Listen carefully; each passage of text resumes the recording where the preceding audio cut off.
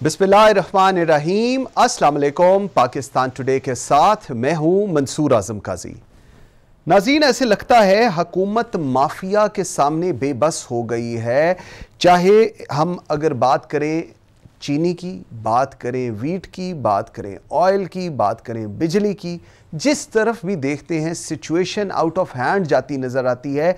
लेकिन हुकूमत के वादे उसी तरह हैं कि सब चीज़ें ठीक हो जाएंगी और सब कुछ ठीक है। एक इशू जो इस वक्त सबसे सीरियस कंसर्न है पूरे पाकिस्तान के अंदर, वो है उस कंप्लायंस का जो हुकूमत, जो वक्त के वजीर आज़म की तरफ से हुक्म जारी किए जाते हैं, लेकिन हुकूमत का ये दावा है कि उसके ऊपर कंप्लायंस उस तरह नहीं हो रही होती, जिसकी वजह से ये पूरी सिचुएशन क्रिएट होती है। NRO की भी बात करेंगे आज कि NRO कौन मांग रहा है और किससे मांग रहा है, क्योंकि अपेरेंटली जो इस वक्त वीट रिपोर्ट, पावर रिपोर्ट आई है, उससे लगता ऐसे है कि हुकूमत के जो अपने ही वुज़रा हैं, जो वफाकी काबीना में बैठते हैं और जो पंजाब में हैं, वो NRO मांग रहे हैं और उनको NRO शायद दिए जाने की बात हो रही है। ऑडिटर जनरल ऑफ पाकिस्तान की रिपोर्ट भी हम देखेंगे, जिस पे उन्होंने कहा है कि नैब की जो रिकवरीज हुई हैं वो उन पे किसी किस्म का ऑडिट नहीं किया गया, और एक बहुत पोल्स अपार्ट डिफरेंस है उस नंबर पे जो नैब की तरफ से बताया गया है और जो फाइनेंस के पास रिसीव हुआ है। इन तमाम तो सूरत पे बात करते हैं अपने आज के प्रोग्राम में। मुझे ज्वाइन किया है राना मकबूल अहमद साहब ने, सीनियर रहनुमा पाकिस्तान मुस्लिम लीग नून के। मेरे साथ हैं डॉक्टर शाजिया असलम सुमरो, रुकन कौमी असम्बली हैं, पाकिस्तान पीपल्स पार्टी को रिप्रेजेंट कर रही हैं, और मेरे साथ हैं अताउल्लाह साहब, रुकन कौमी असम्बली हैं, पाकिस्तान तहरीक इंसाफ को रिप्रेजेंट कर रही हैं। आप सबका जी बहुत शुक्रिया। सबसे पहले राना मकबूल साहब, सर मैं बात का आगाज आपसे करता हूँ। हुकूमत कहती है, वज़ीर आज़म कहते हैं कि शुगर मिल्स के जो मालकान हैं ये ज़ख़ीरा अंदोज़ी करते हैं, और जब भी हुकूमत इन पे कोई एक्शन लेने की कोशिश करती है ये अदालतों में चले जाते हैं और अदालतों से स्टे ले आते हैं। लेकिन अगर मैं ये बात करूं, ये जो बात प्राइम मिनिस्टर कह रही हैं ये फैक्चुअली करेक्ट नहीं है, क्योंकि अदालतों ने ज़ख़ीरा अंदोज़ी के खिलाफ एक्शन करने से नहीं रोका। लाहौर हाई कोर्ट ने शुगर मिल्स को ज़ख़ीरा अंदोज़ी करने से रोक दिया। DCs को हदायत की है कि शुगर मिल से गैर कानूनी तौर पर स्टॉक कब्जे में ना ले, लेकिन अगर कहीं पर कोई ऐसी चीज़ आ रही है तो उस पर हुकूमत बिल्कुल अपने तरीक़ेकार से जी एक्शन ले सकती है। तो सर ये क्यों कहा जाता है कि जी प्राइम मिनिस्टर कह रहे हैं कि जी अब शायद उनको जो रिलीफ है इन तमाम बड़े बड़े मगरमच्छों को, ये रिलीफ जो है ये अदालतों की तरफ से आ रहा होता है। Do you agree on that? देखें जी, ये कोई नया फिनोमेना नहीं है। दो चीजें होती हैं किसी भी सेक्टर, एक तो क्राफ्ट आना चाहिए और दूसरा कॉम्पिटेंस होनी चाहिए। ये दोनों चीजें नापेद हैं। ये सिर्फ गुफ्तगू और ये डेमोक्रेसी और इस तरह इसके ऊपर बात करने से काम तो नहीं चलता है, तो अमली तौर पर भी कुछ होना चाहिए ना। मेरा ये कंफर्म व्यू है कि this setup does not know the science of implementation. गुफ्तगू जरूर करते हैं लेकिन किसी चीज को किसी फील्ड में इम्प्लीमेंट नहीं करते, और एक अजीब स्टाइल बन गया बात अदर, या पहले वालों को कर दो या किसी और को। मैफिया को कंट्रोल किसने करना है? पावर आपके पास है, अथॉरिटी आपके पास है, डिपार्टमेंट्स आपके पास है, फोर्स आपके पास है। Who is stopping you to? अच्छा, आप ये जो शुगर मिल्स की बात कर रहे हैं, 69 शुगर मिल्स हैं यहाँ मेरा ख्याल में, शायद 5 या 6 पे कुछ स्टे है। बाकी जो सारी शुगर मिल्स काम नहीं करना चाहिए, उनको काम देना चाहिए। इनका प्रॉब्लम कम्युनिकेशन का भी है। They are not having proper communication mechanics with the stakeholders, चाहे किसी भी फील्ड में हो। हर फील्ड में आप देख ही रहे हैं, लॉ एंड ऑर्डर में देख लें, बिजनेस में देख लें, इकोनॉमी में देख लें, तो there is total chaos unfortunately. ये कोई अच्छा शेड्यूल नहीं है। हालात की खराबी की वजह ये है कि ये जो टीम काम कर रही है वो बेचारी क्लूलेस भी है और विदाउट स्किल है। हाँ, एक स्किल जरूर है, वो है कि कोई बात करते तो गालियों की टेप चला देते हैं और खूब चलती है वो टेप, और वही सुन रहे हैं हम साढ़े 3 साल से। कोई कंस्ट्रक्टिव काम तो हुआ ही नहीं है। ठीक, इसलिए ये बात बिल्कुल बेमानी है और बेतासीर है और बिल्कुल लॉजिक के बगैर है कि माफिया माफिया हुकूमत के सामने ठहर सकता है। अगर इनकी गंदम बाहर से जा रही है और स्मगल हो रही है, माफिया कर रहे तो माफिया को नहीं रोकते।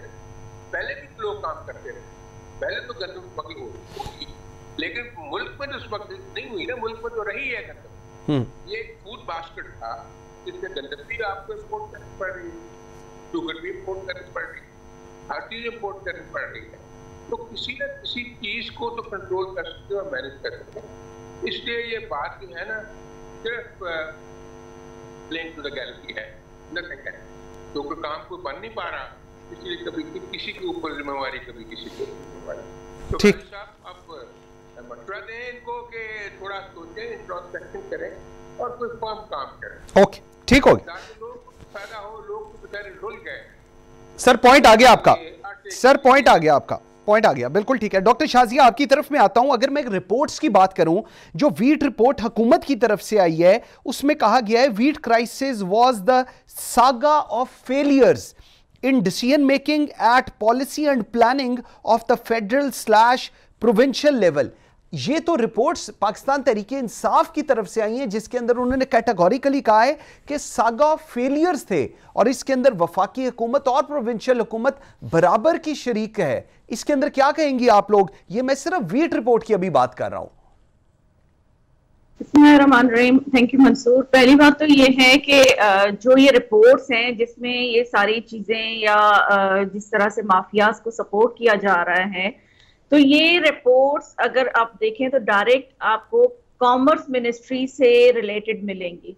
और कॉमर्स मिनिस्टर इस वक्त जो है फेडरल में, वो मेरे ख्याल में पोर्टफोलियो प्राइम मिनिस्टर साहब के पास है। तो स्ट्रेट फॉरवर्ड ये चीज रिलेटेड है प्राइम मिनिस्टर ऑफिस से और प्राइम मिनिस्टर से। तो देखिए, ये जितनी भी रिपोर्ट्स हैं, इन रिपोर्ट्स में जिन लोगों को सपोर्ट किया गया है या जिन लोगों को इतना निकाला गया है, तो ये सारी चीजें फेवर कौन दे रहा है, कहाँ से ये फेवर आ रही हैं? डायरेक्ट प्राइम मिनिस्टर साहब की तरफ से आ रही हैं।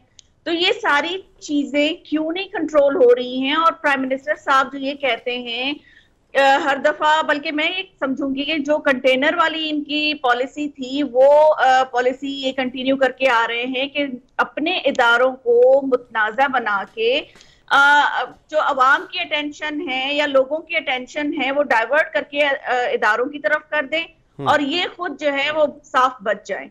अब इन्होंने कह दिया कि जी लोग जो हैं वो स्टे ऑर्डर लेके आ जाते हैं कोर्ट से, तो इसलिए हम उनके लिए कोई एक्शन नहीं ले सकते। भी एक्शन अगर आपने लेना है, आपको पता है आप हुकूमत में हैं, ये भी आपको बताना पड़ेगा कि आप हुकूमत में हैं, तो ये अगर आप एक्शन नहीं लेंगे तो बाहर से कोई आकर एक्शन नहीं लेगा।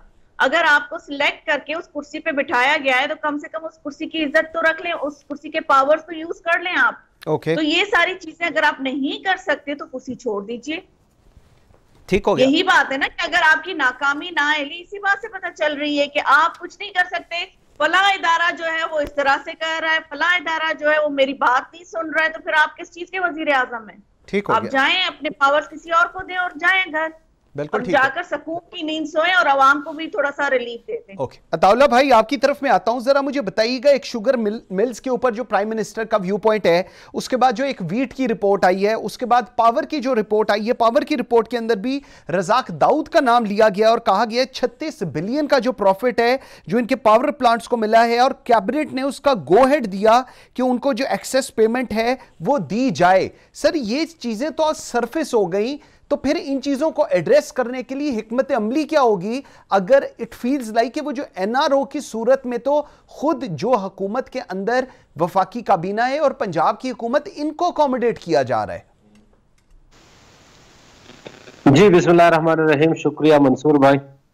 एक तो सबसे पहले आप प्राइम मिनिस्टर की नीयत देख ले कि क्या उन्होंने इस मुल्क को ठीक करना है, इदारों को ठीक करना है या नहीं। अगर हमारी नीयत नहीं होती, पीटीआई की हुकूमत की नीयत नहीं होती, तो हमें क्या जरूरत है कि हम कमेटियां बनाएं, इंक्वायरी करें या दूसरे ऐसे रिपोर्ट्स जो आपके सामने हैं वो होती नहीं। लेकिन फैसला मंसूर भाई हमने ये करना है कि ये माफियाज है कौन। जो पहला आपका सवाल था कि क्या हुकूमत माफिया के सामने बेबस है, हुकूमत माफिया के सामने बेबस नहीं है। माफिया कौन है? माफिया यही अपोजिशन है जिन्होंने 70 साल इस मुल्क पर हुकूमत की। आप मुझे बताएं कि अगर आज मुल्की इदारे ठीक होते हैं, अगर आज अदालतें ठीक होते हैं, फैसले ठीक आते हैं, आज अगर हमारे बाकी इदारे ठीक हो, तो ये तो इनकी मौत है। इनको पता है कि आइंदा इलेक्शन में इनको कुछ किसी ने पूछना तक नहीं है। इसीलिए ये जो मुज़ाहमत हो रही है, या आपको जो नजर आ रहा है, आपने इम्प्लीमेंटेशन की बात की, अगर फैसलों पे अमल दरामद नहीं होता तो उसकी बुनियादी वजह यही है कि इनके पीछे यही लोग हैं। शुगर मिलें किसकी हैं? आपको अंदाजा है, मुझसे ज्यादा आपको पता है कि शुगर मिलों 2 फैमिलियां हैं, उनकी सबसे ज्यादा शुगर मिले हैं। अगर दूसरी आपने जो बात की वीट की रिपोर्ट के हवाले से, या दूसरे रज़ाक दाऊद साहब, मैं समझता हूं कि प्राइम मिनिस्टर साहब पावर रिपोर्ट जो आपने बात की, इमरान खान साहब जो हैं उसके सामने चाहे कोई भी आए शख्सियत, वो हुकूमत में हो, वो वजीर हो, वो मुशीर हो, मौका मिलेगा, तरीकाकार देखा जाएगा, बाकी किसी को माफ नहीं किया जाएगा। हाँ, आज जो हालात हैं उसमें क्या ये फैक्ट नहीं है कि शुगर मिले जो है वो स्टे लेके आते हैं? ये हकायक हैं, इसमें तो कोई दो राय नहीं है। क्या कहीं पे अगर किसी फैमिली को ज्यादा रिलीफ मिलता है तो वो कहां से, किस कोर्ट से ज्यादा रिलीफ मिलते हैं? ये सामने सब हकायक है। तो हम पे बस नहीं है, हमारी जो लड़ाई है वो एक इदारे से नहीं है, वो माफिया से नहीं है, बल्कि इस मुल्क में जिन्होंने 70 साल से इस मुल्क को लूटा है उन सब से लड़ाई है। आज आप देखें, प्राइम मिनिस्टर ने आज से हुकूमत में आने से पहले ये कहा था कि एक वक्त होगा हम एक तरफ खड़े होंगे और बाकी सारी पार्टियां दूसरी तरफ खड़ी होंगी। आप देखें कि जो पार्टियां नून लीग और पीपल्स पार्टी एक दूसरे को बुरा भला कहते हुए नहीं तकती थी, आज एक पेज पे खड़े हुए। मौलाना फजलुर रहमान जो किसी हुकूमत को भी छोड़ते नहीं है, मौका हाथ से नहीं जाने देते, वो इनके साथ खड़े हुए, वो आज इनके पीडीएम के सरबराह बने हुए। तो इंशाअल्लाह वक्त आएगा, मुश्किलात जरूर हैं और क्राइसिस जरूर है, लेकिन मुझे यकीन है कि हम इनसे निकलेंगे। और जिन लोगों ने इस मुल्क लूटा है उनके खिलाफ अक्रॉस द बोर्ड कार्रवाई होगी। अल्लाह करे जिस तरह ताउला भाई आप कह रहे हैं उसी तरह हो, लेकिन अपेरेंटली इस वक्त तक वैसी चीजें नजर नहीं आ रही। बट आई रियली विश कि जो आप कह रहे हैं इस तरह हो। रान साहब, मुझे एक चीज बताएं, ऑडिटर जनरल ऑफ पाकिस्तान की सर रिपोर्ट आई है और उन्होंने कहा है कि नैब की जो रिकवरीज हुई हैं वो उन पे किसी किस्म का ऑडिट नहीं किया गया। 815 बिलियन रुपया 815 बिलियन रुपया मिसिंग है।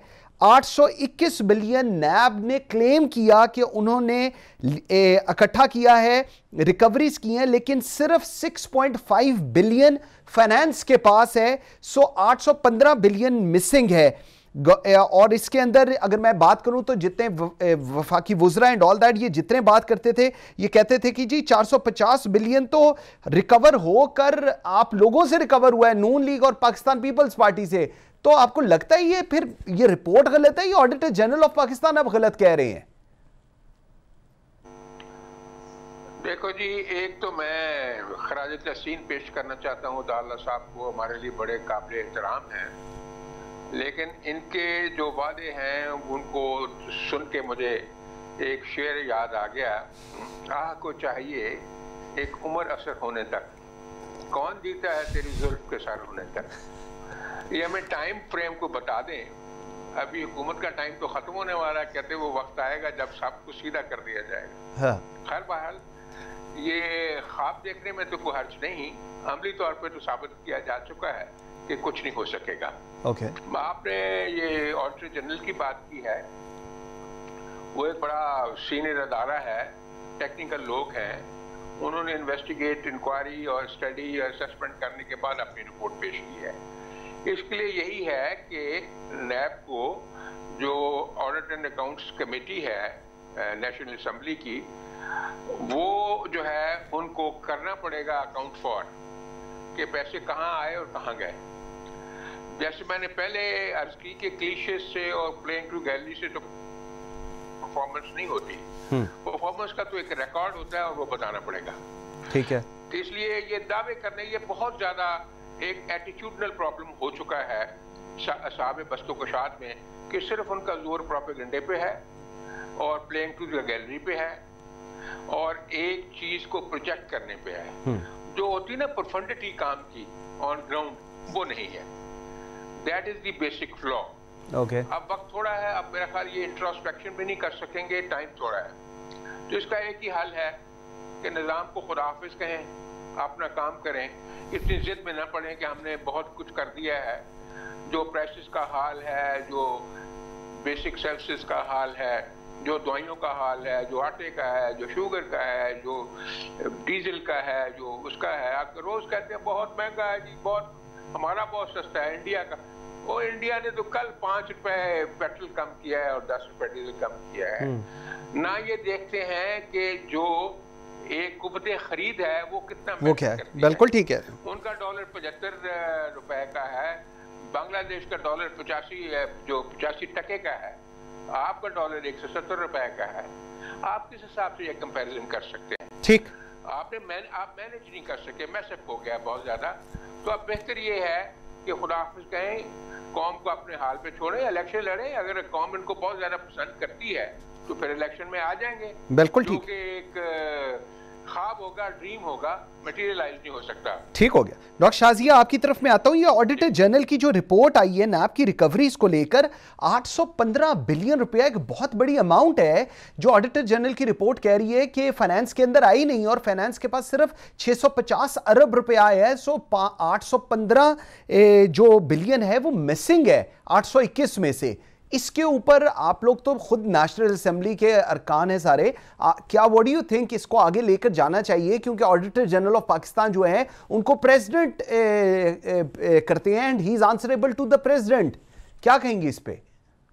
देखिए मंसूर, मैं तो पहले जो अभी अताउल्ला साहब ने बात की है कि माफिया कौन है, माफिया मैं अताउल्ला भाई से कहूंगी कि जरा अपने दाएं बाएं देख लें, माफिया आपके साथ साथ ही चल रहे हैं जिनको आप लोग सपोर्ट कर रहे हैं। और दूसरा जो आप कह रहे हैं ना कि हम सब कुछ ठीक कर देंगे, तो मुझे उसकी कोई आप पॉलिसी बता दीजिए और टाइम फ्रेम बता दीजिए कि कौन कितने अरसे में आप ठीक करेंगे। 3 साल तो आपने बोल दिया, इसी तरह से बोलने में गुजार दिया कि आपके मिनिस्टर जो हैं वो आंखें मलते हुए प्रेस कॉन्फ्रेंस करने के लिए पहुंच जाते हैं, अता पता उनको कुछ होता नहीं है, गिरते पड़ते आते हैं, प्रेस कॉन्फ्रेंस करके चले जाते हैं। कंटेनर पर खड़े होकर जो कॉम्पिटेंट टीम की बात की थी प्राइम मिनिस्टर साहब ने, वो टीम किधर है? क्यों हर दूसरे दिन जो है वो आपके जो स्पेशल एडवाइजर है वो चेंज होते हैं, मिनिस्टर्स आपके चेंज होते हैं, और जिनको जान अल्लाह को देनी थी वो किधर गायब है? वो आए ना सामने। और दूसरी बात की आपने नैब की, नैब जिस तरह से ये कॉम्पिटेंट है, इसी तरह से चेयरमैन नैब भी कॉम्पिटेंट हैं कि उन्होंने रिकवरी तो बहुत की, लेकिन वो पैसे कहाँ गए वो उनको भी नहीं पता चला। तो आजकल जो चीजें चल रही है ना वो थोड़ा सा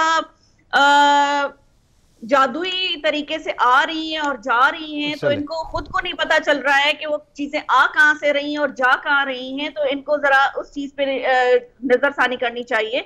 और दूसरी बात, आपने कहा कि इनके अपने लोग ही फायदा ले रहे हैं। मुझे ये बताएं कि जो डैम बन रहे हैं उनके जो कॉन्ट्रैक्ट हैं वो किसको दिए गए? रजाक दाऊद साहब की आपने बात की, मैं भी यही पूछना चाहूंगी आपके प्रोग्राम के तवज्जुह से कि जो डैम बन रहे हैं उनके कॉन्ट्रैक्ट कौन सी कंपनी को दिए गए हैं? जो ये लोग कहते हैं ना कि बिडिंग होती है और वो जी कंपनीज आती हैं, वो एडवर्टाइजमेंट होती है, उसके थ्रू वो आती हैं, अपना लेती हैं कॉन्ट्रैक्ट, तो वो बता दें कि शॉर्टलिस्ट किस तरह से होते हैं। तो ये सारी चीजें इनकी एक गेम प्लान है। और जो चीजें ये 70 साल कह रहे हैं ना, जो 70 साल में भी नहीं बिगड़ा था वो आपने 3 सालों में बिगाड़ दिया है। और जो बिल आपने कंटेनर पर जलाए थे 8 रुपए यूनिट बिजली होने पे, तो अभी 24 रुपए आपने कर दी है। अभी सर्दियों में आपने जो उस दिन प्राइम मिनिस्टर ने बैठ के एक तकलीफ पैकेज का ऐलान किया था, जो अवाम को नहीं अपने माफियाज को बताया था कि भाई अलर्ट हो जाओ, महंगाई करने लगा हूं IMF के कहने पे, तो आप लोग अपने बैंक अकाउंट जो है ना नए खुलवा लें ताकि वो भरने में आसानी हो आपको। बिल्कुल ठीक, बिल्कुल ठीक है अताउल्ला भाई। एक तो इन चीज़ों का आपने जवाब भी दें। सेकेंडली, ये जो 120 अरब का प्राइम मिनिस्टर ने पैकेज अनाउंस किया, जिसका फी कस अगर मैं करूं तो तकरीबन को 900 रुपया बनता है। सर, जिस वक्त प्राइम मिनिस्टर, कल भी मैं ये बात कर रहा था, ये स्पीच कर रहे थे, उस वक्त यूटिलिटी स्टोर में जो खुर्दनी तेल है वो 65 रुपये बढ़ गया। और आप यकीन करें अताउल्ला भाई, अगर हम लोग किसी यूटिलिटी स्टोर पे जाके ऑयल, आटा, घी, तेल ये लें एज कंपेयर टू किसी बेहतर स्टोर से लें, तो मैं हैरान हो गया उनकी क्वालिटी देख के कि कितनी लो स्टैंडर्ड क्वालिटी यूटिलिटी स्टोर्स में इस्तेमाल हो रही है। सर, ये तो रिस्पॉन्सिबिलिटी आप लोगों पर आएगी ना कि आप इन चीजों को किस तरह मैनेज कर रहे हैं? बिल्कुल बिल्कुल, आपकी बात दुरुस्त है। मैं सबसे पहले राना साहब के जवाब दूंगा कि राना साहब अभी जो क्राइसिस है, आटा महंगा हुआ है। मुझे वो दौर याद है मियां साहब के दौर में कि जब आटा सिरे से गायब था, आटा नहीं मिल रहा था, और चावल जो है वो बिल्कुल जो कमतर क्वालिटी है उसका चावल भी कहीं मिल जाता तो ये गनीमत थी। तो उस पर तो हमने कोई इंक्वायरी नहीं देखी आपकी। देखे, मुझे एक बात का जवाब दें, आप कह रहे हैं एक इदारा मुझे बताएं कि जो हमने तबाह किया हो, कोई इदारा आपने इस काबिल छोड़ा है कि पाकिस्तान में कोई कह सके जी ये जो इदारा है ये बिल्कुल फायदे में चल रहा है और ये पाकिस्तान को कोई रिलीफ देगा? हमारे मसाइल अपनी जगह, हम जो 120 अरब रुपए का पैकेज आपने बताया है, देखे जब कोविड-19 आया आपने सुना देखा होगा कि 12,000 रुपए फीकस हमने एक एक शख्स को दिया। उस वक्त इनसे पूछे, और मैं अपना आपको बताता हूं कि हम जो वहां पे लोगों को इतनी परेशानी थी, मार्केटें बंद थी, बाहर लोग नहीं जा सकते थे कि हम हलकों में जाने के काबिल नहीं थे। प्राइम मिनिस्टर साहब ने जो ये एहसास प्रोग्राम के तहत ये पैसे तकसीम किए तो हमें रिलीफ मिला, गरीब आदमी को पहुंचता है। अगर 900 रुपए होते हैं या 9,000 रुपए होते हैं, आप यकीन करें गरीब आदमी को जब ये पैसा पहुंचता है तो उसको रिलीफ मिलता है। ये जो लोग बैठे हुए हैं इनको तो एहसास ही नहीं। आज तक आपने क्यों नहीं किया? ठीक है, कोई एक प्रोग्राम तो ऐसा बताए ना। अरबों रुपए जो हमने प्राइम मिनिस्टर साहब तकसीम कर रहे हैं, इसका फायदा गरीब आदमी को पहुंच रहा है या नहीं पहुंच रहा है? इनको तो इसलिए इसका फायदा नहीं है। मैं आखिरी बात करना चाहता हूं। इनके जो मामलात हैं, जो नेब का इन्होंने कहा कि नेब चेयरमैन जो है वो, भाई नेब चेयरमैन तो उन इल्जामात पे काम कर रहा है जो आपने एक दूसरे पे लगाए थे। ये सारे केसेस सिर्फ ये देख ले कि ये केसेस हमारे बनाए हुए केसेस हैं या आपके सबके दौर के बनाए हुए केसेस हैं। एक दूसरे पे आपने बनाए, उनकी इंक्वायरी हुई, उन पे काम हो रहा है। पॉइंट आ गया। व्यूअर्स, एक छोटी सी ब्रेक का जी मुझे कहा जा रहा है, एक ब्रेक ले तो ब्रेक से वापस आते हैं, तो यही से बात शुरू करते हैं। मेरे साथ रहिएगा।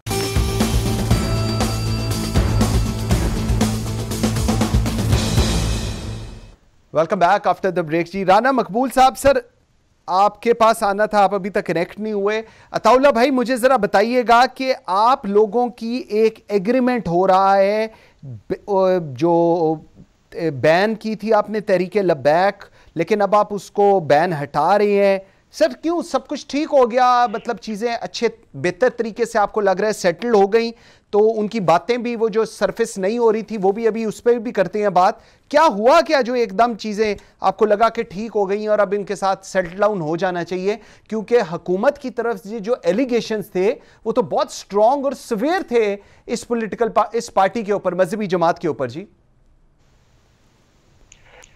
मंसूर भाई, ये बड़ा हसास मामला है और जो कुछ हुआ वो बड़ा अफसोसनाक था। सबसे पहले तो जो पुलिस वाले शहीद हुए, मतलब हम सब बैठ के क्या जवाब देंगे कि ये क्यों हुआ, किसने किया, जिम्मेदार कौन है? लेकिन जो कुछ वहां पे ये धरना हुआ और लोग आगे बढ़ रहे थे, उसके सामने रेंजर वाले आ गए, खुदा न खास्ता यहाँ पे बहुत बड़ा कोई हादसा होने वाला था। मैं समझता हूँ कि हुकूमत ने जो किया है, जो मुआहदा किया है, ये बड़ी दानिशमंदी की है। अपने लोगों पे आप कभी गोली नहीं चला सकते। हो सकता है इसमें कोई ऐसे एलिमेंट शामिल हो जो ये चाहते थे कि कोई ऐसा बड़ा बहरान बने, कोई नुकसान खुदा न खास्ता हो, तो उससे हुकूमत ने खुद को बचाया है। बात ये रही कि पहले जो इल्जामात लगे, देखिए जाहिर है जो दावे वज़राने किए या जो हमने कहा, हमारी हुकूमत ने कहा, कुछ हकायक की बुनियाद पे कहा होगा, लेकिन जब आवाम की बात आई तो सब ने जो सारी क़ियादत थी, लीडरशिप, वो हमारे आर्मी, हमारे सियासी हुकूमत, हमारे सब प्राइम मिनिस्टर, उन सब ने ये फैसला किया कि मुज़ाकरात होने चाहिए। और उसमें कभी अगर ऐसा होता है कि हुकूमत एक स्टेप पीछे आ जाता है तो मेरे ख्याल से अपनी आवाम के लिए आना चाहिए। लेकिन मैं ज़ाती मेरी एक राय है कि अगर उनके जो मकासद थे या उनके जो मुतालबात थे वो सियासी थे तो फिर इस तरह से नहीं आना चाहिए था। कि क्योंकि नमूस रसालत पे हम सबकी जान कुर्बान है। बेशक हम सारे इस पे तैयार हैं कि इसके लिए हम किसी भी हद तक जा सकते हैं। लेकिन जो कुछ वहां पे मुतालबात पेश किए गए, पहले जो फ्रांसीसी सफीर का मुतालबा आया वो बाद में उन्होंने कहा कि नहीं, अगरचे आप उनकी तकरीरों में सारी चीजों में सुन सकते हैं, लेकिन बाद में ये हुआ कि नहीं जी, वो तो सिर्फ मुतालबा कर रहे हैं कि 7 रिजवी रहा हो और शेड्यूल खत्म। बहरहाल तो ये बहरान टला है, ये जो नुकसान से बचा गया है, ये मैं समझता हूँ कि बहुत बेहतर हुआ है। बाकी आगे मामलात हैं, देखा जाएगा, सारी चीजें देखी जाएगी। बिल्कुल ठीक है। राना मकबूल साहब, सर अब इस वक्त जो मेरा आपसे सवाल है ना, वो as a senator Pakistan Muslim League Noon Rana Maqbool नहीं है, as a former inspector general of police है। सर पंजाब में, लाहौर में, और हमने ये देखा जिस वक्त ये धरना हुआ, 9 हमारे जवान इस दफ़ा शहीद हुए हैं जी। इसमें 2000 जिन लोगों को पकड़ा गया था उनको रहा कर दिया गया है, 90 लोगों के नाम फोर्थ स्केड्यूल से निकाल दिए गए हैं, और उसके बाद एक बहुत बड़ा हमने देखा पंजाब के अंदर तबादले ट्रांसफर्स हुई हैं, और सबसे बड़ा जो मलबा है वो लाहौर पुलिस पर डाला गया है। जितने भी पुलिस के अफसरान हैं जिनसे मेरी बात हुई, उन्होंने कहा कि जी मॉडल टाउन हम भुगत चुके हैं, हम तो आइंदा अब कोई चीज़ नहीं भुगतेंगे। कोई भी हुकूमत हो, जब वो हमारे साथ खड़ी नहीं होगी तो हम भी नहीं खड़े होंगे। हम शहादतें देने के लिए नहीं बैठे हुए। अगर बाद में हुकूमतों ने इनके साथ जाके तमाम चीज़ें सेटल कर लेनी होती हैं, हमारे घरों में जनाजे पड़े हैं, हम नहीं इस तरह खड़े होंगे। सर ये व्यू पॉइंट है पुलिस का इस वक्त। आपकी बात जो है ना बड़ी संजीदगी से लेनी चाहिए सबको, गवर्नमेंट को भी। बेसिक ड्रिल जो है ना उसको फॉलो नहीं किया गया। जब इंफॉर्मेशन मिलती है इस तरह की तो एडमिनिस्ट्रेशन और पॉलिटिकल बॉसेस फौरी तौर पर उस पर काम करते हैं, पेनिट्रेट करते हैं, कम्युनिटी सपोर्ट हासिल करते हैं, गुफ्तगू करते हैं, परसुएट करते हैं। अगर क्राइम ऐसे हों कि ये नहीं हो सकेगा तो फिर एडमिनिस्ट्रेशन और पुलिस जो है वो प्रूनिंग करती है कि जहाँ जहाँ पोटेंशियल थ्रेट है या जहाँ जहाँ से लोग निकलेंगे या जो इंडिविजुअल जिनमें एजिटेशनल पोटेंशियल है वो उनकी प्रूनिंग करते हैं। अगर वो समझें तो स्वीप करते हैं, 1 स्वीप, 2 स्वीप, 3 स्वीप भी करते जाते हैं। उससे क्राउड की स्ट्रेंथ जो है वो कम होती है। एब्सोल्युटली। हुआ ये है यहाँ कि जब क्राउड बहुत ज्यादा इकट्ठा हो गया तो कहा जी इसको अब चार्ज करें। उस वक्त तो चार्ज नहीं किया जा सकता, पहले क्यों नहीं किया गया? तो ये खास ऑपरेशनल जो मैकेनिज्म है उसको वायलेट किया गया। उसकी वजह जो मैं समझता हूँ कि बहुत ज्यादा पॉलिटिशियन इंटरफेयर बहुत करते हैं इनटू पुलिस अफेयर्स, और एक क्वेकरी जो है हर तरफ से घेरती है उनको अपने डिसीजन में नहीं करने देते हैं। हर चीज पे वो पेज में इंटरफेयर करते हैं और मामला जो है क्योटिक सूरत हाल अख्तियार कर देते हैं। ऐसे हुआ मसलन ये फैसला किसने किया और किसने करवाया? आई एम श्योर ये पुलिस कमांड ने नहीं किया इनसे वेपन वापस ले लिए जाए। वेपन आप कम कर सकते हैं, लेकिन डीएसपी के साथ जो स्टाफ होता है जो कि हमारा सीआरपीसी की सेक्शन 128 है, वो एक मैंडेटरी प्रोविजन है कि आप उसको देंगे वेपन। हाँ, वेपन को इस्तेमाल कर सकता है तरीके से, जरूरी नहीं है कि 7.62 करें, वो 12 बोर भी कर सकता है। बिल्कुल ठीक। लार्ज छोटे जो है पैलेट्स उस वाली, वो रबर बुलेट्स भी इस्तेमाल कर सकता है, वो टीयर गैस भी इस्तेमाल कर सकता है, जिससे नुकसान कम हो, जिंदगी भी बच जाए, लेकिन क्राउड के डिस्पर्सल में मदद करे। उनको तो डंडे दे दिए गए और दूसरों के पास वेपन भी थे, और फिर उनके पास वो आगे बैग्स लगे हुए थे जो उन्होंने चीर फाड़ कर दी उन लोगों की, और पुलिस वालों को ऐसे का मारा है जैसे को बहुत पुरानी दुश्मनी थी। ये बड़े बड़े चैलेंज पहले भी आते रहे। स्पाई साहब का कितना बड़ा चैलेंज था। ट्रू। उसके बाद आपने देखा टीटीपी का कितना बड़ा चैलेंज था, कितने धमाके हुए लाहौर में और हर जगह। लेकिन यही पुलिस थी जो डटी है और उन्होंने एक इम्पैक्ट पैदा किया है। ये मॉडल टाउन के वाक़े के बाद भी उन्होंने बहुत बड़ा इम्पैक्ट पैदा किया है। इसलिए बात यह है कि आप उनको आज़ाद करें। जो पुलिस की ऑपरेशनल ऑटोनॉमी की बात होती है वो एक मैंडेटरी प्रोविजन है पुलिस के लॉज की, उनको ऑटोनॉमी कहाँ देते हैं? दूसरा सबसे बड़ी मैंडेटरी प्रोविजन जो है, जो पेन इन द नेक बन चुकी है इस गवर्नमेंट के, that is insecurity in the tenure. हर 2 महीने बाद आईजी फारिग। आईजी इस ओहदे का आदमी होता है काजी साहब, उसको 2 महीने बाद फारिग कर दिया जाए, पहले सोच समझ के नहीं लगाया जाता, 3 महीने बाद। यानी इतना आर्बिट्रेरी फैसले करते हैं।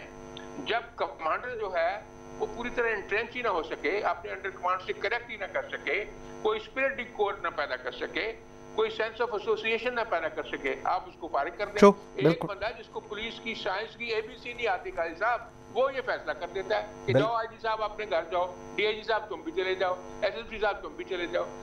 जब इस तरह इस सारे निजाम को तितर बितर ये खुद करते हैं और खराब करते हैं। पॉइंट आ गया सर, के लिए रोकना चाहिए। बिल्कुल ठीक है। जो मैंडेट है ना जी सिक्योरिटी ऑफ टेन्योर का, वो बड़ा इम्पोर्टेंट है। बिल्कुल ठीक, बिल्कुल ठीक सर, बिल्कुल ठीक है। आ जाए ना, मैं सर मैं आ रहा हूँ, छोड़ने की बात मैं 1 सेकंड। जी जी अच्छा जी, मैं आ रहा हूँ सर आपके पास 1 सेकंड में। डॉक्टर शाजिया, 2 चीजें बड़ी इंपॉर्टेंट है। ये सारी चीजें जो इस वक्त हम देख रहे हैं, जो मैंने अभी लिस्ट बताई कि जी 200 लोग 2000 लोगों को रिहा कर दिया गया, 90 लोगों का नाम फोर्स स्केड्यूल से निकाल दिया गया। फ्रांसीसी सफीर का अताउल्ला भाई ने खुद कहा है ये इशू ही नहीं था। जब टीएलपी वालों से भी बात हुई उन्होंने कहा जी ये तो इशू कोई नहीं था, ये हम लोगों ने बात ही नहीं की थी, हमने साद रिजवी की बात की थी। कलअदम वर्ड हटा दिया गया, वो आज वफाकी हुकूमत के पास चला गया, मेरे ख्याल में कल तक वो भी हो जाएगा। सो कौन सा ऐसा मुतालबा है जो इतना हसास है, क्योंकि जो हम इंप्लीमेंटेशन इस वक्त होते देख रहे हैं वो तो बिल्कुल ऐसे लग रहा है कि ये एक पॉलिटिकल बार्गेन हुआ है। I am very sorry I am using this word, but this whole thing was a political bargain between the government and the TLP.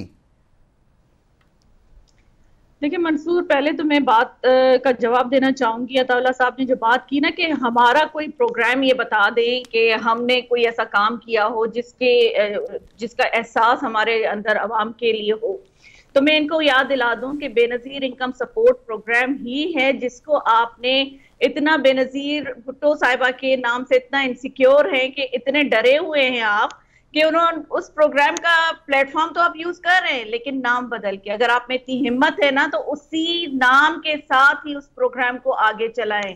तो ये बेनजीर इनकम सपोर्ट के पैसे हैं जो आपने अवाम को बांटे थे और वहां पे अवाम ने आपको वहीं पे रिस्पॉन्ड दिया था कि ये बेनजीर के पैसे हैं जो हमें मिले हैं। और दूसरी बात आपने की अभी ये टीएलपी के मामले पे, तो ये देखिए ये चीजें इनसिक्योरिटी आपको तब से ही शुरू हुई थी जब पहली दफा फैजाबाद पे धरना हुआ था और उस वक्त पुलिस वालों के साथ जो कुछ हुआ और जो शहादतें हुई थी उस वक्त भी, तो इनके ही फ्रंट लाइन वुज़रा वहां पे बैठ के तकरीरें कर रहे थे, सपोर्ट कर रहे थे। और अभी जब ये चीज हुई है तो मेरे ख्याल में इनको वो मुआहिदा सामने लाना चाहिए कि क्या ऐसी चीजें हैं, कौन से ऐसे टर्म्स एंड कंडीशंस हैं जिन पे गवर्नमेंट जो है वो इस तरह से ब्लैकमेल हो रही है और क्यों वो इस तरह से छुपा रहे हैं इस चीज को। और ये बात मेरे ख्याल में चेयरमैन बिलावल भुट्टो जरदारी साहब जब से गवर्नमेंट आई है वो कहते आए हैं कि नेशनल एक्शन प्लान जो बना हुआ था उस पे बात करें, उस पे इम्प्लीमेंट करें, तो मेरे ख्याल में इस गवर्नमेंट को कोई भी प्रॉब्लम ना हो। हाँ। तो ये सारी चीजें आपको मिलके बैठ के बात करने की। और आप तो हमेशा ये कहते हैं कि चोर डाकू और करप्ट लोगों के साथ मैं नहीं बैठूंगा। भाई आप इतने इनकॉम्पिटेंस हैं कि आपसे नहीं हो पा रहा है तो आप ज्वाइंट सेशन कॉल करें और ज्वाइंट सेशन कॉल करके हो सकता है आपको कोई सोल्यूशन मिल जाए। नेशनल सिक्योरिटी कॉन्फ्रेंस जो है या ब्रीफिंग जो है वो आपने लेनी है तो वो सबको आप बिठाएं, सारे पार्लियामानी लीडर्स को, सारी लीडरशिप जितनी भी है उनको ऑन बोर्ड करें और सारी चीजें आप सॉल्व करें। आपसे नहीं हो पा रहा है तो दूसरों से मशवरा ले लें। आप जो एक झंडा उठा के बैठे हुए कि मैं सब कुछ कर लूंगा, ठीक है, तो भाई आप यहाँ पे कोई बादशाह नहीं बने हुए हैं, आप कोई फिरौन नहीं है यहाँ पे कि जो आप चाहेंगे वो ही होगा और उसके अलावा कुछ नहीं होगा। पॉइंट आ गया आपका, बिल्कुल ठीक है। अताउल्ला भाई एक और बड़ी इंपॉर्टेंट चीज है और मैं आपसे इसलिए कह रहा हूं बिकॉज आप बिल्कुल कैंडिड बात करते हैं, आप घुमा फिरा के बात नहीं करते। सर वफाकी हुकूमत ने कहा कि इन लोगों को फंडिंग जो है वो भारत की तरफ से हो रही है और ये एक बहुत सीरियस एलिगेशन है, ये बर्दाश्त ही नहीं हो सकता और उसके बाद कलअदम कर दिया गया एंड ऑल दैट। अब सर अगर इस पर डायलॉग हो रहा है, ये जो भी बात हो रही है इन द, मुझे नहीं पता बेस्ट इंटरेस्ट ऑफ कंट्री किस तरह ये एकदम होगी, अगर उनकी फंडिंग इंडिया की तरफ से आ रही है एंड ऑल दैट, तो अब कलअदम क्यों हटाया जा रहा है, अब वो फंडिंग का क्या बना? सर ये बड़ा सीरियस पॉइंट है जिसके ऊपर मेरे ख्याल में हुकूमत कोई वाजिया पॉलिसी देनी चाहिए, वरना प्रिजम्पशंस के ऊपर तो ये चीज को आगे नहीं लेकर चला जा सकता। बिल्कुल मंसूर भाई, मैं एग्री करता हूँ। एक तो मैं राना साहब की बात पे कमेंट्स करूं कि मैं एक राना साहब से एग्री करता हूँ कि हमें अपने पुलिस पे भरोसा करना चाहिए, बिल्कुल ठीक, क्योंकि उनकी ट्रेनिंग होती है बेसिकली ऐसे हालात से निपटने के लिए। तो अगर पॉलिटिशियन या गवर्नमेंट बार बार इंटरफेयर करेगी तो हालात जो है वो अच्छे नहीं होते। उनको प्रोफेशनल वो होते हैं, उनको छोड़ना चाहिए। दूसरी बात जो आपने की, मैं समझता हूँ कि गवर्नमेंट की इस पे नजर है, हमारे इदारों की इस पे नजर है, अगर वो मिलकर उन्होंने एक फैसला किया है तो ये ऐसा नहीं है कि इस इशू को उन्होंने नजरअंदाज किया होगा। जाहिर है इसके होते हुए फैसले किए हैं और इस पे काम हो रहा होगा। बिल्कुल अगर ये बात कही गई हमारे वज़रा की तरफ से कि ये फंडिंग इंडिया की तरफ से हो रही है और ये एक ट्रेंड बना हुआ है, उनके अकाउंट चल रहा है, इंडिया के चल रहा है, सारी चीजें, तो ये चीजें नजरअंदाज नहीं होंगी। मैं सिर्फ और सिर्फ ये कहता हूं कि हुकूमत ने देखे अपने लोगों को भी बचाना होता है, आगे भी चलना होता है। मैं अपोजिशन, मुझे समझ इस अपोजिशन की नहीं आती। आप यकीन करें जुम्मे को जो इजलास बुलाया गया, बजाय इसके कि ये महंगाई पे और इसी बात पे डिमांड करते कि ये जो वायदा हुआ है इसको पार्लियामेंट में ले आए, इन्होंने राना तनवीर साहब ने कोरम पॉइंट आउट किया और इजलास खत्म हुआ।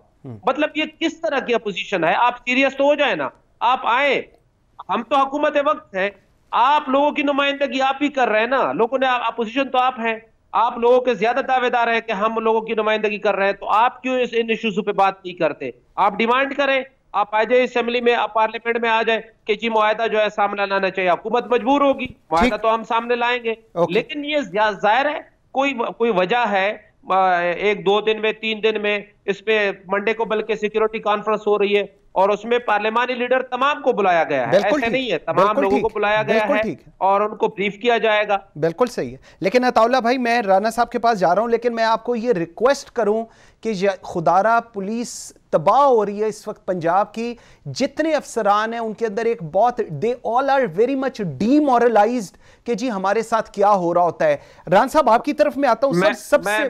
मैं मंसूर भाई मैं एक देखे, अगर हम अपनी पुलिस के साथ कड़े नहीं होंगे, हम इसी तरह तनहा छोड़ेंगे तो जाहिर है उन्होंने डिमोरलाइज होना है। बिल्कुल ठीक, बिल्कुल ठीक है। राना साहब, सर मैं जरा एक और जो सबसे वैलिड पॉइंट है, ऑपरेशनल, जो हम लोगों ने देखा है कि लाहौर के अंदर स्पेसिफिकली लाहौर पुलिस की तरफ से हुआ कि इन्होंने इन सबको असेंबल होने दिया। ये एक ऑपरेशनल, मैं वर्ड नहीं इस्तेमाल करना चाहूंगा, बट ये एक बहुत बड़ा इन्होंने गलती की है और उसके बाद ये सारी चीजें आगे चलनी शुरू हुई। ये चीजें सर बड़ी बेसिक हैं, जो हमारी अंडरस्टैंडिंग होती है, जिनको पुलिस का या लॉ इन्फोर्समेंट का पता ही होनी चाहिए। लेकिन सर इसके बावजूद इतनी शहादतें हो गई और उसके बाद ये अब नजर आ रही है गवर्नमेंट टीम के जो दरमियान हो रहा है। सर आपको लगता है ठीक है और ये ऐसे ही होना चाहिए था? जी नहीं, ऐसे बिल्कुल नहीं होना चाहिए था। ये बहुत बड़ा जुल्म हुआ है। मुझे तसल्ली इस बात की है कि अदालत साहब ने सिक्योरिटी ऑफ टेन्योर और बाकी चीज़ों से एग्री किया। ज़रूर अपनी हुकूमत को ये कहेंगे कि ये जो म्यूजिकल चेयर है इसको ज़रा बंद कर दें और ऑफिसर्स को अपना काम करने दें। अब जो सबसे बड़ा जो डिमोरलाइजेशन की बात हुई है, डॉक्टर शाजिया ने बात की है, आपने भी की है, अब जो बंदे छोड़े जा रहे हैं, असूली तौर पे कानून जो है उसमें ये एक मैंडेट है कानून का कि जिसके साथ जुल्म हुआ हो, बिल्कुल, वो अगर मुआफ कर दे तो बंदों को रिलीफ मिल सकता है, वैसे नहीं मिल सकता। जिनके शहीद हुए हैं, जिन बच्चों के बाप शहीद हुए हैं, माओ के बेटे शहीद हुए हैं, आप उनके कातलों को कैसे रियायत दे सकते हैं? जिनकी उन्होंने चीर पार कर दी है, उनके जिस्मों को चीर दिया है, उनको आप कैसे माफ कर सकते हैं? ये कभी भी कोई माफ नहीं कर सकता जब तक वो खुद माफ न करे। इसलिए आप देखते हैं कि जो प्रेसिडेंट ऑफ पाकिस्तान है, उन लोगों का एक है ना जी नोशन कि जी ये प्रेसिडेंट पाकिस्तान जो है वो कातिल को माफ कर सकता है। कानून ये है कि वो नहीं माफ कर सकता जब तक कातिलों मकतूल के जो वारसा हैं वो इस चीज को माफ न करें। प्रेसिडेंट कत्ल भी माफ नहीं कर सकता, कोई कर सकता जब तक विक्टिम जो है उसके वारसा जो है, हेलो जी, जब तक जो विक्टिम जो है उसके वारसा जो है वो माफ नहीं करते, वो माफ नहीं कर सकते। बिल्कुल ठीक। ये जो भी हो रहा है पुलिस के को सहारा देने के लिए बड़ा जरूरी है। वो हर रोज कुर्बानियां देते हैं, बहुत जरूरी है कि उनको कॉन्फिडेंस में लिया जाए। अगर इतनी मजबूरी है हुकूमत की कि उनको माफ करवाना है तो जाए उनकी फैमिली से बात करें, बिल्कुल ठीक, उनकी फैमिलीज को कॉम्पनसेट भी करें और सर बिल्कुल ठीक। में लें। राना साहब सॉरी, मेरे पास टाइम जी बिल्कुल खत्म हो गया sir, I am very sorry, मेरे पास टाइम बिल्कुल खत्म हो गया। राना मकबूल साहब, डॉक्टर शाजिया असलम सुबह साहब, थैंक यू वेरी मच जी। नाज़रीन आज के लिए इतना ही, बशर्ते ज़िंदगी आपसे मुलाकात होगी कल। मुझे मंसूर आजम काजी को इजाज़त दीजिए, अल्लाह हाफिज़।